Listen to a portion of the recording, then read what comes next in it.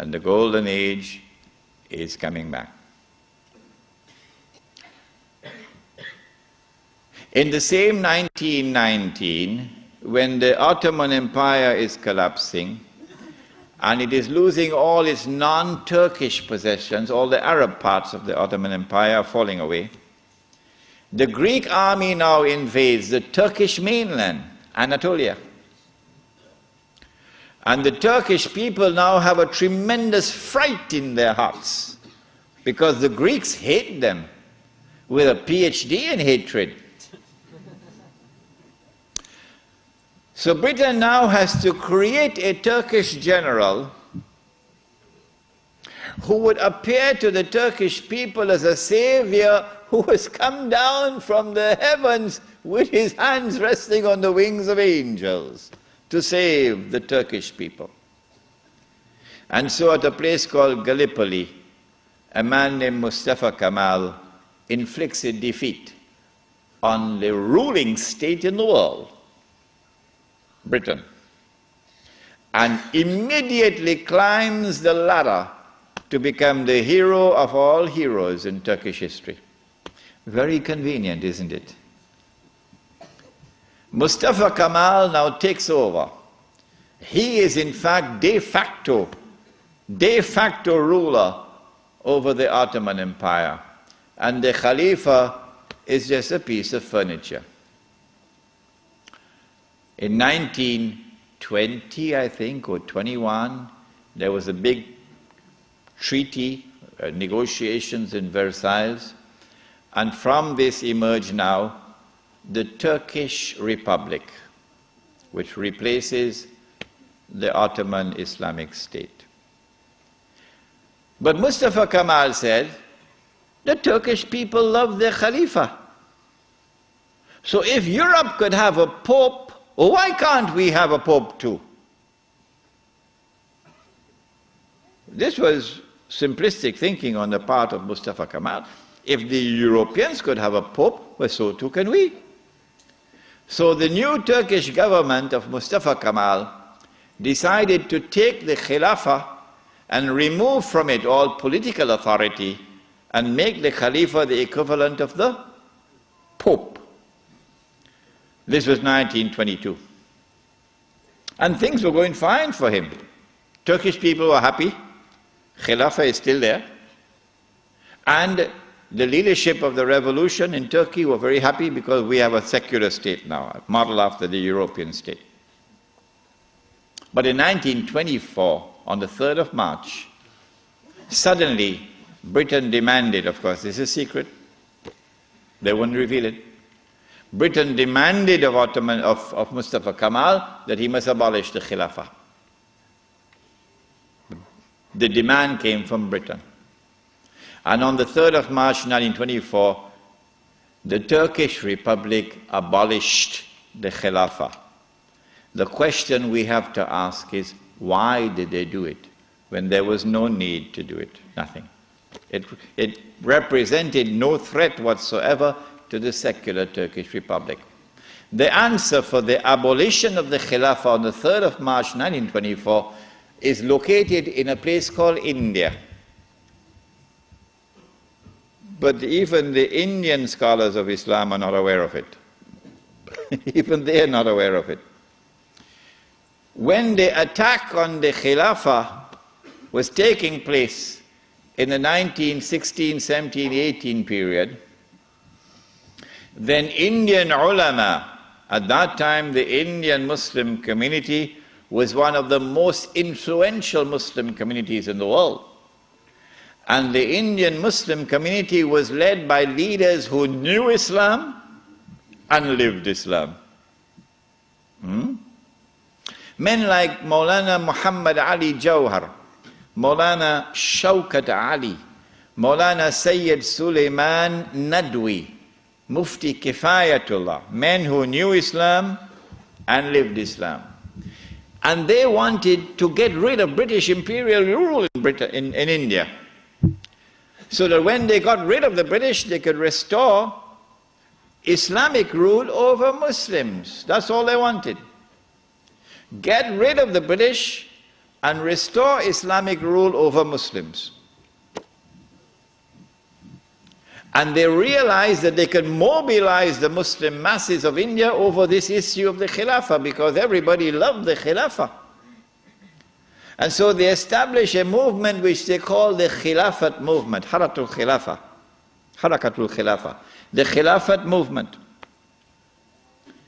When they established the Khilafat movement and it began to mobilize the Muslim masses, the body which was sleeping is now waking up for revolutionary struggle to preserve the Khilafah in Istanbul.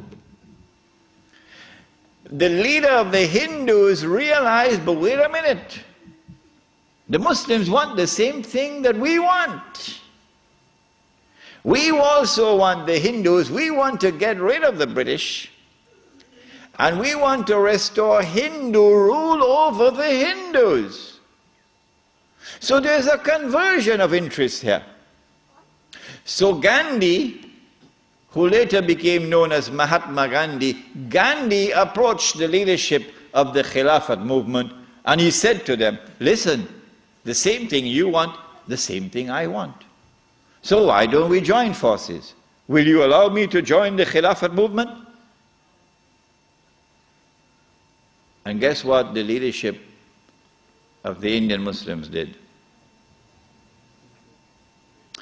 It was revolutionary theory on their part, and we praise them tonight. They admitted, they accepted the offer of Gandhi, and they formed an alliance. And so the Khilafat movement in India now became a Hindu-Muslim alliance for the purpose of getting rid of British rule. And then that would replace, that which would replace British rule would be Islamic rule over Muslims and Hindu rule over Hindus. This constituted the most dangerous of all threats that Western civilization have ever experienced in its entire period of colonization of mankind. This Khilafat movement.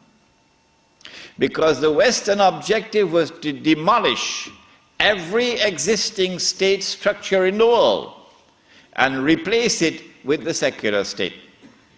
So that eventually the secular state could be brought under the umbrella of a League of Nations and eventually a United Nations, and this would be political globalization at work.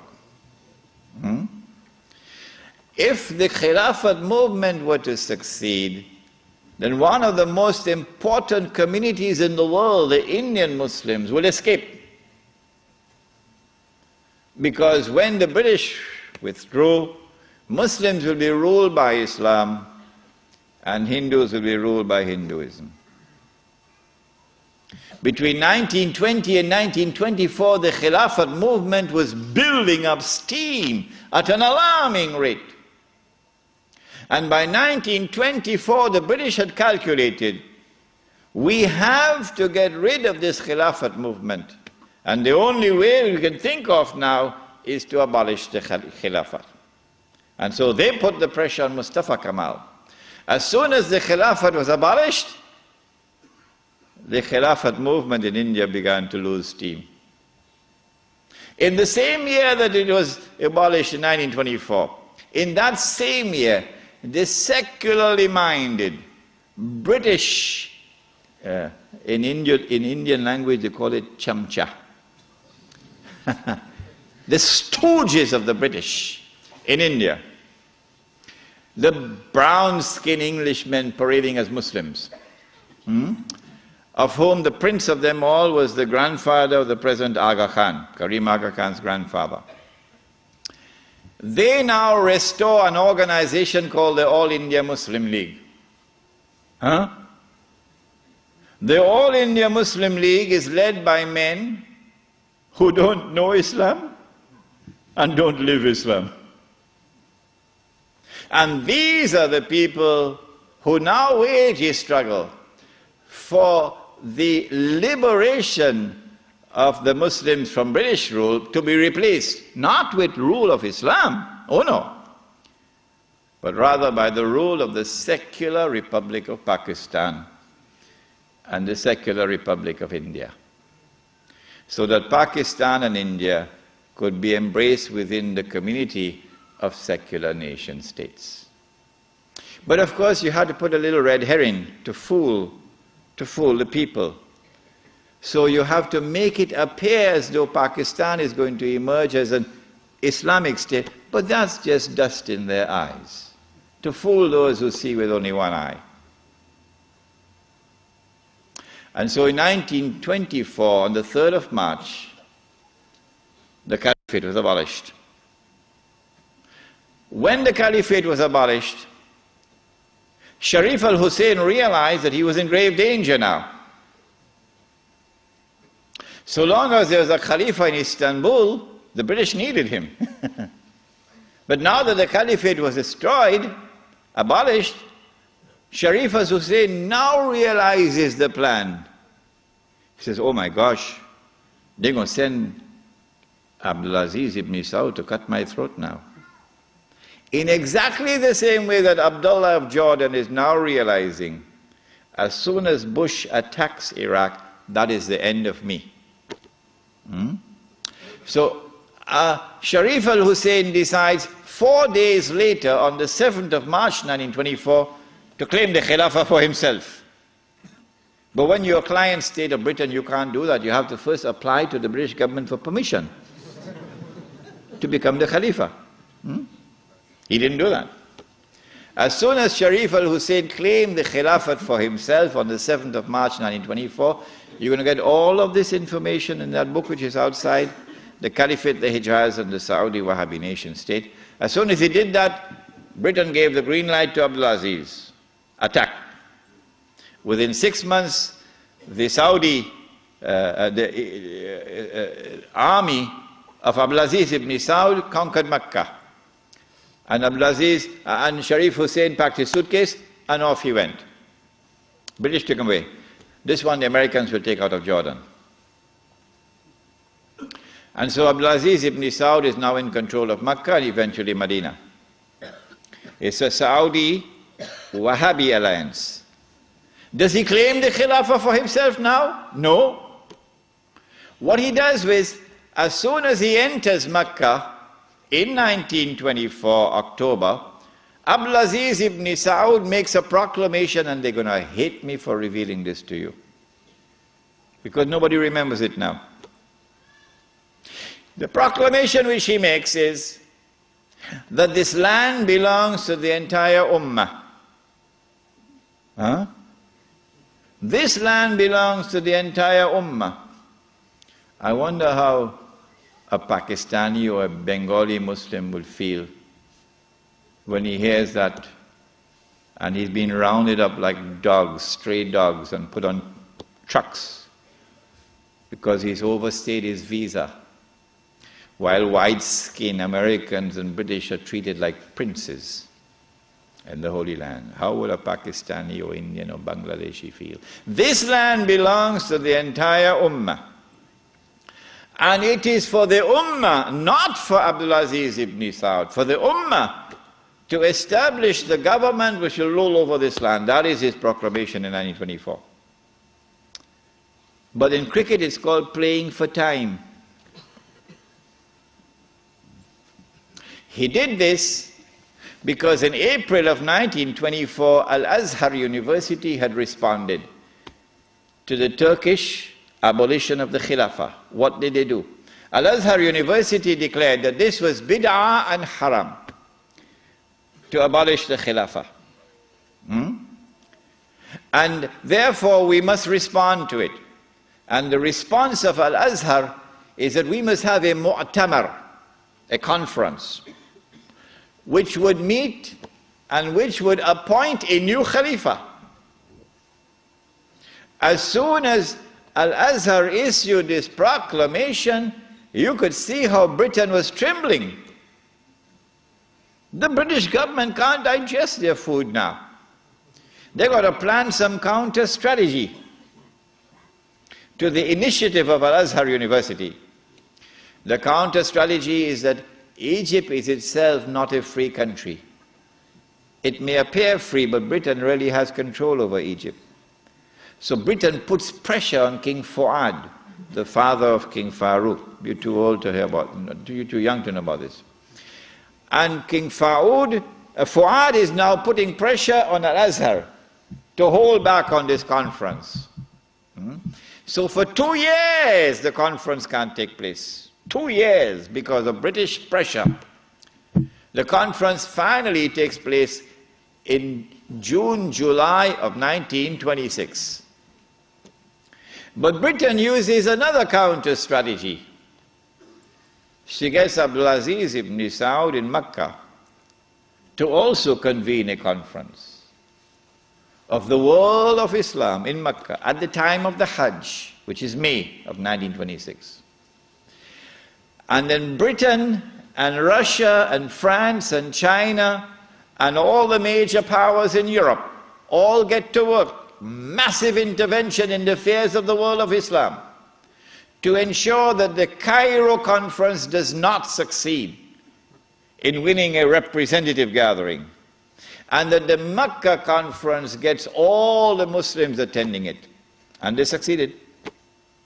The Cairo conference, organized by Al-Azhar University, becomes an essentially Arab conference, because non-Arabs are hardly present.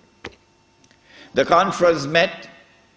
The conference decided that the Khilafah was an essential part of the deen, that it was bid'ah and haram to abolish it, that the Khilafah must be restored, but we don't know how to do it. So let's go back home and come back after 1 year. That was the decision. We don't know how to do it. But in Mecca, you had the most successful representation of the entire world of Islam, because Britain really went to work on it.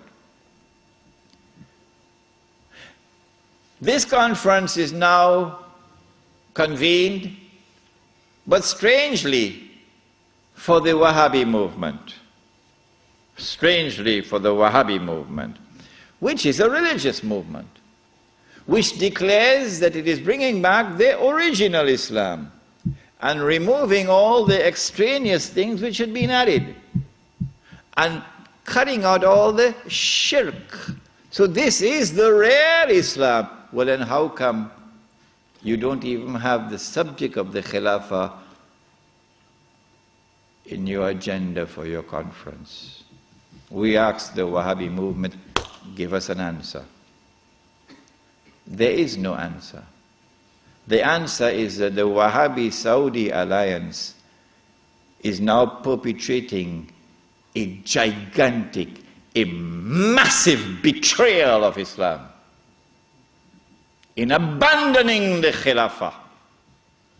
And so the conference takes place. But the subject of the Khilafah is not even on the agenda of the conference. Instead, Abdulaziz ibn Saud approaches the conference twice, himself in person, and he asks the conference to recognize him as Al-Malik. That his rule should be recognized over the Hijaz. When the conference had heard His Majesty the King on both occasions, and the conference is now sitting down to discuss the matter, shall we recognize Saudi Wahhabi rule over the Hijaz? The leader of the Indian Muslim delegation jumped up to speak first. He spoke first. His name was Maulana Muhammad Ali Jawhar. He got up and he told the king, get lost. We'll never do that. As soon as the leadership of the Indian Muslim delegation had established its position of rejecting the claim of the Saudi Wahhabi leadership for sovereignty and control over the Hijaz, the rest of the delegates couldn't say, That was the power of a man who knew Islam and lived Islam. And so the conference ended without giving to the Saudi Wahhabi rule over the Hijaz recognition. They decided that they'll meet every year, but that was the last time they ever met. This then was the response of the world of Islam to the abolition of the Khilafah. In 1930, I think, or 31, Hajj Amin al-Hussein in Jerusalem felt that the ominous advance of the Jews in the Holy Land required a response from the world of Islam. So he sought to reconvene the conference in Jerusalem. But it was a new conference. It gave it a new name in 1930 or 31. They call it the Al-Aqsa Conference, or the Mu'tamar al-Am. And this conference also met in 1930-31, but you're meeting to establish Darul Islam in a territory which is under British rule. Nothing could be more foolish than that. How can you restore Darul Islam when you're meeting in a territory which is under British rule? And you have to get permission from the British government to hold your conference. So the conference ended without being able to do anything about it. Since then to this day, there has been no effort, no significant effort on the part of the world of Islam to restore the Khilafah. Why? Simple. Because you cannot restore the Khilafah unless and until you can liberate the Hijaz, Makkah and Medina. You can't do that when the Hijaz, the security of the Hijaz is underwritten by Uncle Sam. What is the replacement of the Khilafah? Around the world, beginning with the secular Republic of Turkey, and then an Iran which resembles a Shia republic, but essentially is a secular republic, and then the secular Republic of Pakistan, which of course has now become the American Republic of Pakistan. And then in 1933, the Republic of Saudi Arabia, but they're parading as a monarchy, but it's actually a secular state, because it has all the trappings of a secular state. A secular state has territorial sovereignty. The state of Saudi Arabia has territorial sovereignty. A secular state has citizenship. Once upon a time when I went to Mecca, I was Muslim. And the only difference between me and my fellow Muslim who was resident in Mecca was that I was Musafir and he was Sakin. Other than that, we're the same. But now, I am a foreigner. If this is not bid'ah, I should change my name.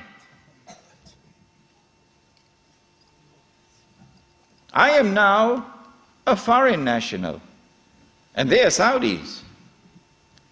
And all the oil that Dajjal discovered underneath the soil belongs to them. They own it. So what about Abdulaziz ibn Saud's proclamation that this entire land belongs to the world of Islam? That's forgotten. That's why they hate me for reminding you of these things. The entire world is now embraced, the entire world of Islam is now embraced by the modern secular state. Now let me say to you before I leave Australia, any Muslim, whenever I talk on two subjects, a lot of people now begin to behave strangely towards me. But while it pains my heart, it will not change me, because I do not teach Islam to please people. I try to do it to please my Lord. When I talk on the subject of riba, some people begin to hate me. Yeah, it doesn't matter. When I talk on this subject also, when a Muslim pledges his allegiance to the modern secular state and to its constitution, which declares that Allah is no longer Al-Malik, no longer Al-Akbar, no longer Al-Hakam. The state is now Al-Malik, Al-Akbar, and Al-Hakam. And the state can make halal what Allah made haram. when a Muslim pledges his allegiance, and you've got to do that to get citizenship. Oh yeah, can't get a US passport without pledging allegiance. When you do that, you commit shirk. If you don't believe me, no problem, no problem. When you reach the grave, then you will see. When a Muslim goes and votes in the elections to constitute the government which will preside over this shirk, you enter into shirk. But if you don't believe me and you want to go and vote in the elections, I am not stopping you. So don't let there be any bad blood between us. I'm not stopping you. But when you enter in the grave and you find that you've entered into shirk, do not plead ignorance, that's all. Stand up like a man and take it on that day. This is now the universal shirk that the Prophet ﷺ had prophesied. He said the time would come when shirk will be everywhere, be so difficult to recognize it. However, as difficult as it would be to recognize a black ant on a black stone on a dark night. So if you did not recognize it before this lecture, don't be surprised, but now you know. This universal secular state is now used to embrace all of mankind, including the world of Islam, in political globalization. So that eventually you have one government over all of mankind, eventually the Jews will now rule the world using that structure. That's about to happen. We already made significant progress towards that day. When you read this book, Jerusalem in the Quran, which I believe is the first and only book on the subject, because you couldn't write this book before 1948. Nobody could write it before 1948.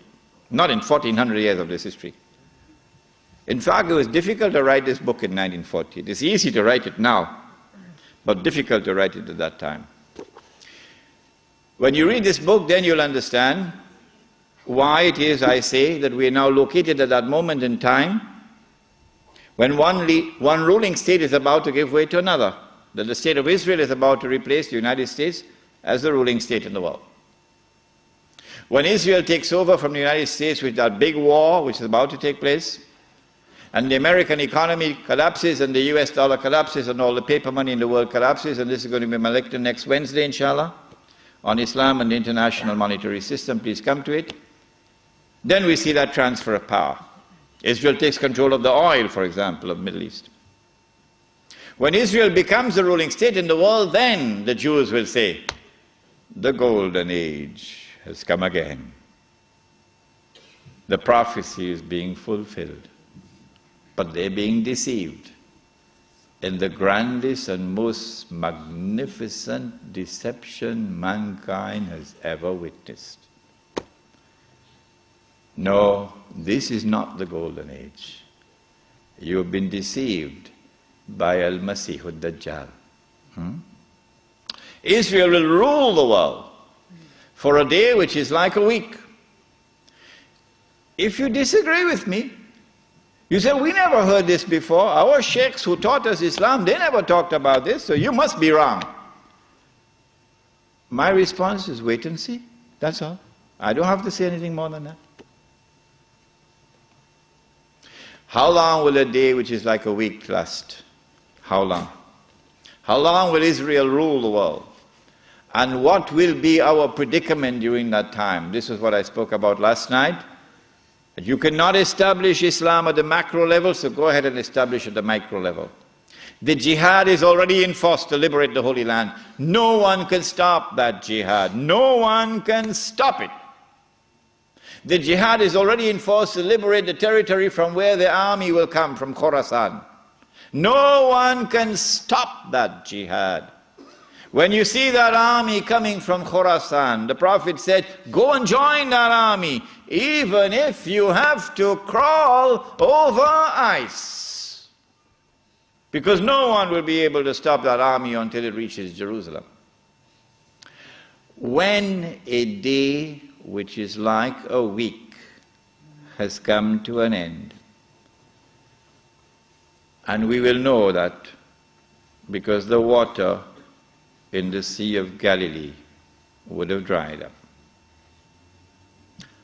That is the time when these events are now going to take place. The advent of Imam Mahdi, Dajjal appearing in a day which is like our day, so we'll see him as a Jew, etc., and the Son of Mary coming down. There are some of you who have become a bit uncomfortable with my statement that I said it would be perhaps within the next 50 years. And I went on to say, I can be wrong. If this statement is uncomfortable to you, I can make another statement which means exactly the same thing. Exactly the same thing. I can say that I expect the Sea of Galilee to dry up in about 50 years. I hope you'd have no objections to that. Huh? But it's the same thing. Because it is when the water in the Sea of Galilee dries up that the Son of Mary will come back down. Go and read your Sahih Muslim. It is at that time, and go and notice the water level in the Sea of Galilee now. It is lower than it has ever been before in history, and Lebanon is about to take water out of the river. What's the name of the river? Litany? Huh? Whatever is the name of the river. Lebanon is about to take water out of that river, and Israel is saying, if you do that, we're going to wage war against you. Why? Because that water runs into the Sea of Galilee. Yes. And so the hadith of the Prophet Muhammad ﷺ is now moving to center stage. If I say 50 years, and if I say I can be wrong, at least I'm giving you a wake-up call. A wake-up call that you're living in the age of the countdown. So don't be fighting each other over chicken feed. That's what you're doing. In South Africa in particular, the ulama fighting with each other. Sectarian conflicts over chicken feed. While this hugely important subject is so far away from them, it is unbelievable. When the water in the Sea of Galilee is drying up, and the state of Israel has ruled the world for a day which is like a week, then in Sahih Muslim we are told, a Muslim ruler will die and there will be disagreement concerning succession. And then a man is going to come out of Mecca. His name will be my name and his father's name will be my father's name, said the Prophet ﷺ. He'll have a broad forehead and a large nose. And he'll be known as Al-Mahdi. And he'd hurry from Medina to Mecca. As he approaches Mecca, people are going to come out to him, so this has to be a well-known person. Not some obscure non-entity, a well-known person. When the people of Mecca come out to him, they'll force him to accept the bay'ah, the oath of allegiance which legitimizes the leadership of the Amir al-Mu'mineen, bay'ah. He will accept the bay'ah at the Kaaba and then proclaim himself to be Al-Mahdi. It is only then that you would know that Al-Mahdi is here. So stop asking these foolish questions. Is he born already? Is he in Lebanon? Or maybe in Indonesia? That's foolishness. Al-Mahdi cannot emerge until Israel has become the ruling state in the world. Al-Mahdi cannot emerge until Dajjal has completed his mission. Al-Mahdi cannot emerge until the state of Israel has ruled the world for a day which is like a week. Al-Mahdi cannot emerge until the water has dried in the Sea of Galilee. So stop these foolish questions. He proclaims himself to be the Mahdi. There are going to be eclipses of the sun and the moon that month. But there have been eclipses of the sun and the moon in the past. But after he proclaims himself Al-Mahdi, he's going to be attacked from an army, with an army from Sham. That army comes down to the south, and armies are under the control of governments. And when that army is between Medina and Mecca going down south, the earth is going to open and swallow that army. That is the sign of all signs. Beyond a shadow of a doubt, validating the claim of this man that he is the Mahdi. But Mecca has never been a Shia city. Never. And Mecca will not be a Shia city at that time. And Mecca will not come out to give allegiance to a Shia. And so you have to be living on the moon to believe that the Mahdi is going to be Shia. We do not say this to embarrass the Shia, or to be uncharitable to them, or to hurt their feelings in any way. This is just factual analysis. When the earth opens and swallows that army, then on that day, those from the world of the Shia who accept him as the Mahdi and follow him are our brothers in faith. And shoulder to shoulder we'll fight to liberate the Holy Land. But those from the Shia, and we anticipate that there will be those who will now reject him as the Mahdi because he is not Shia. You're not our brothers in faith. And you will not fight with us shoulder to liberate the Holy Land. When the army is swallowed, then the Mahdi is going to be attacked by another army, and this is now an army of the Quraysh, an army of the Kalb. And remember that armies are under the control of governments. The Mahdi will defeat this army, and when our army is defeated, that is the end of Saudi Arabia. Goodbye to bad rubbish. Goodbye to bad rubbish.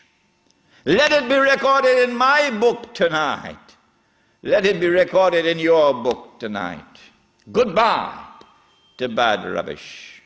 The most monstrous betrayal of Islam ever committed in history, committed by those who control that state. Now Darul Islam is restored. Yeah, this is Islam, not that. And let it be clear that there are so many Salafi Muslims in Saudi Arabia, in prison, because they too are struggling for the same thing that I am struggling, to liberate that land. Let it be clear that there's a man like Sheikh Safar al-Hawali, who is at the forefront, intellectually, spiritually, and theoretically, at the forefront. I benefited from his thought. And so do not remain with this sectarian conflict and describe that masjid, Salafi masjid, this one Sunni masjid, this one Indonesian masjid, that one Malay masjid. I thought the masjid was the house of Allah. Has it changed?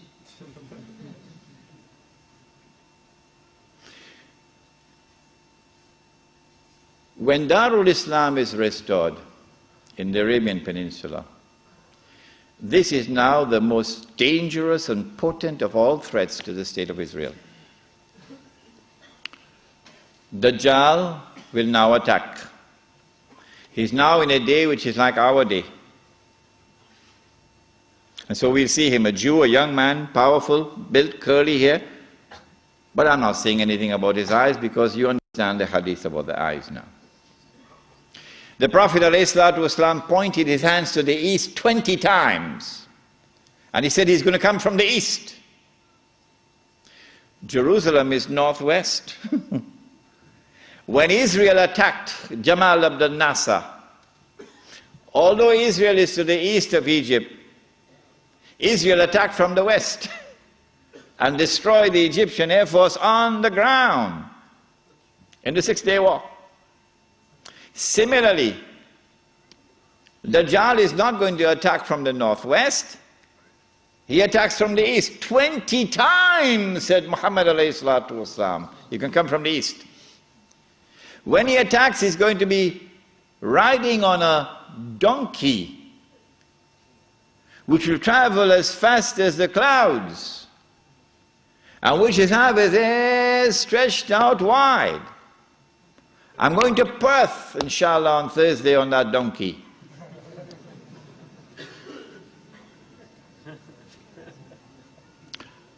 And so we're talking about fighter aircraft. And east of Medina and Mecca is the Saudi Air Force Base, which is now also an American Air Force Base in Dhahran. As they attack Mecca and Medina, the angels defend Mecca and Medina. This is there in Sahih Muslim. And the attack is diverted to Damascus. And then the confrontation takes place. Dajjal is outside and the Imam is inside the masjid. And now history repeats itself. The Jews are rubbing their hands. We got them now. There's no escape. We got them. We have them in our sights now.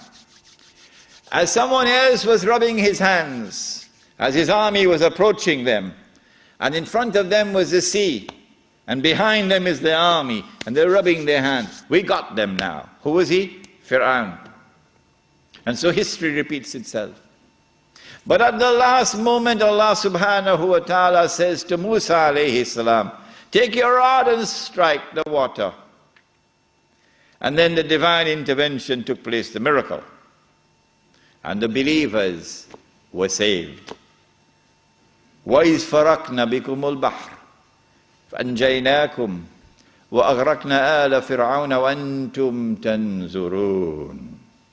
Now history repeats itself. As the Jews are rubbing their hands, we've got them now, we've cornered them. At that last moment, history repeats itself. The son of Mary comes down with his hands resting on the wings of two angels. The first time he came, Allah raised a man. And when the Messiah came, he came in front of that man. And that man said, here he is, this is the man you've been waiting for, this is the Messiah. Who was that man? Yahya alayhi salam. So this is a divine method for positive identification. But Ibn Khaldun, may Allah bless him and have mercy on his soul, that great scholar, we are not fit to clean his shoes. Ibn Khaldun did not understand this. And Muhammad Iqbal, that great scholar, we are not fit to clean his shoes. But Muhammad Iqbal did not understand this. And so many other scholars have not understood it. And they rejected all the Hadiths on Mahdi as fabricated. Ibn Khaldun did it and everybody else followed him. But now history repeats itself. The divine method of positive identification is repeated.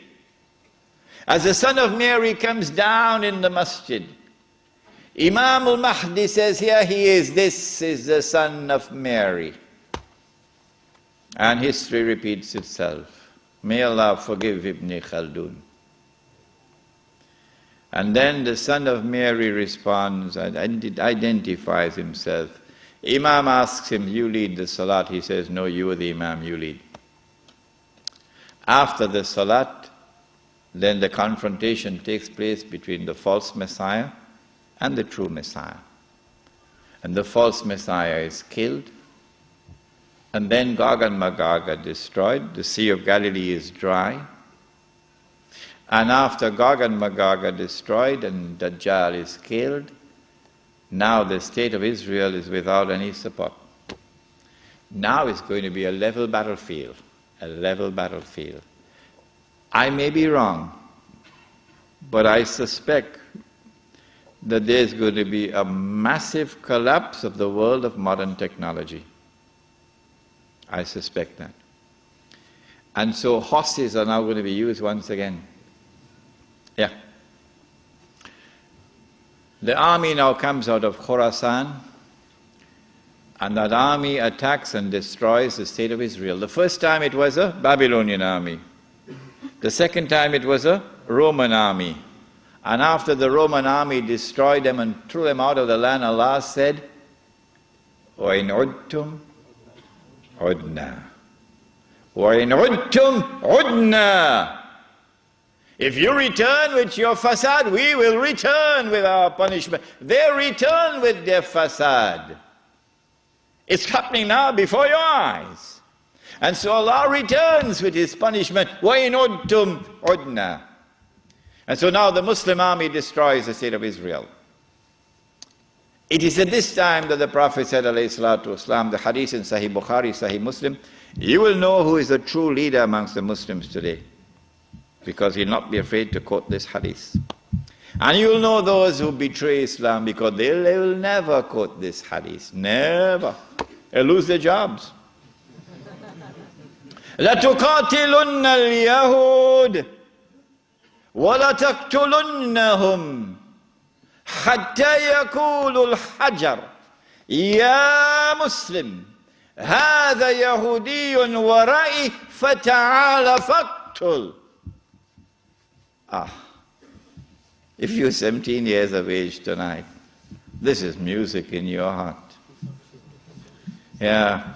If the beard is grey, well, things are not the same anymore. You will most certainly fight the Jews. And you will most certainly kill them. And at that time the stones will speak. Muslim, there's a Jew hiding behind me. Come and kill him. And so the Holy Land is liberated. This ends the subject of Imam Mahdi and the return of the Khilafah. What happens after that we'll pick up in our subject on Jerusalem in the Quran, which will be on Monday night. What I'd like you to do is, if you have any questions, please write them very quickly. We have paper?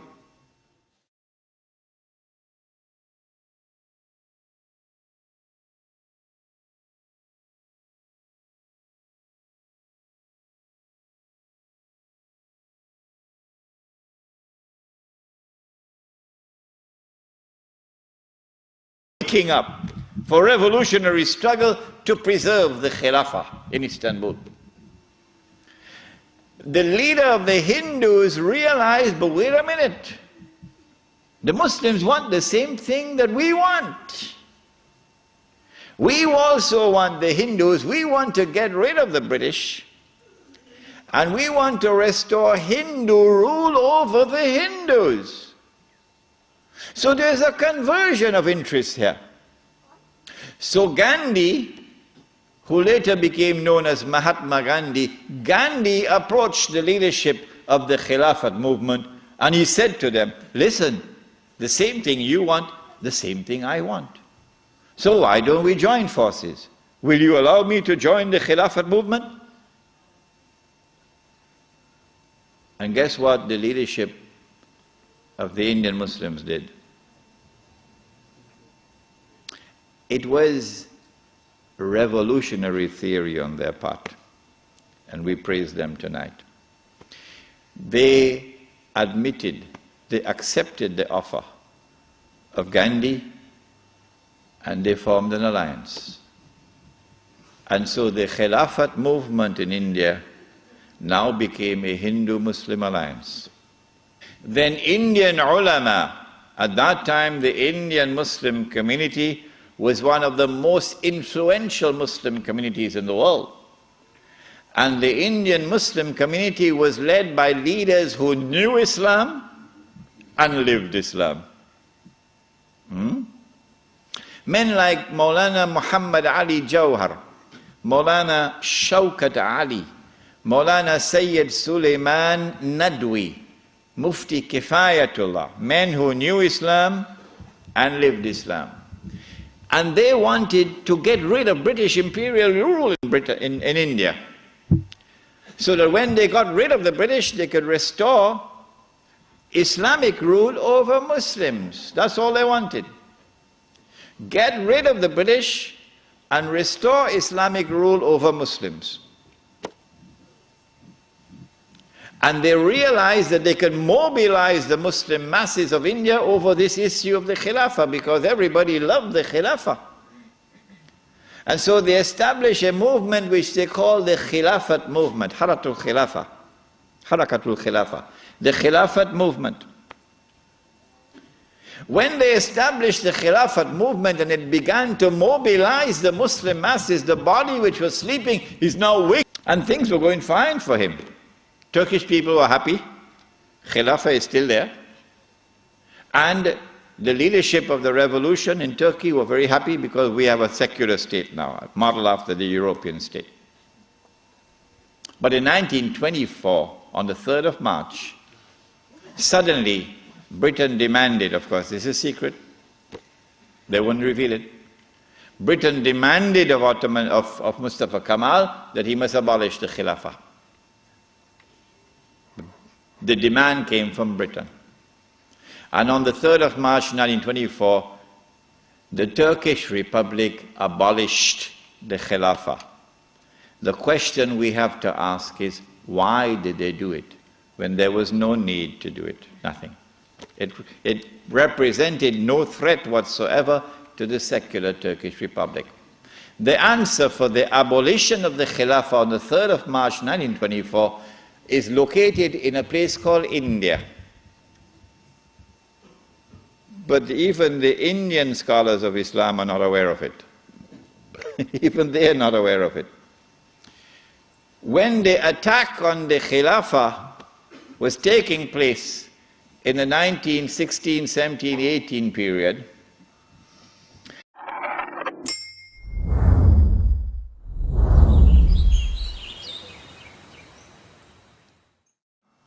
and the golden age is coming back.